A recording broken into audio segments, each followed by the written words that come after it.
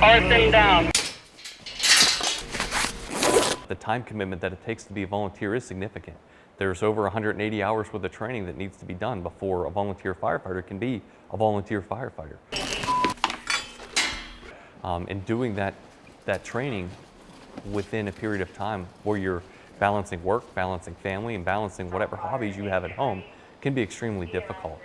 Pennsylvania's first responders offer their time and risk their lives to protect people and property, but they're facing incredible challenges in recruiting and retaining volunteers.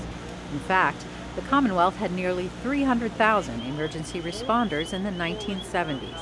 Today, there are only about 37,000, leaving the possibility of a day when a 911 call goes unanswered. There's a lot of ways to give back to the community, but for me, doing it through the fire department has been very rewarding, and I thoroughly enjoy it. But I'm getting older. You know, we need younger people to get interested in it and you know, stick with it. A commission was created to study the problem and recommend solutions. When we finished up our SR6 commission work, a lot of the firefighters and first responders said to me, don't let this report be written and then put on a shelf somewhere with no action taken on it. And I made a commitment to them that we were going to get as many of these recommendations passed into law as possible.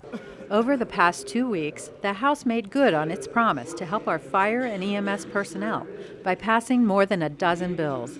Among the benefits are tax breaks and tuition assistance to recruit and retain members, as well as ways for companies to access more money for equipment and training. This is so important to our first responders.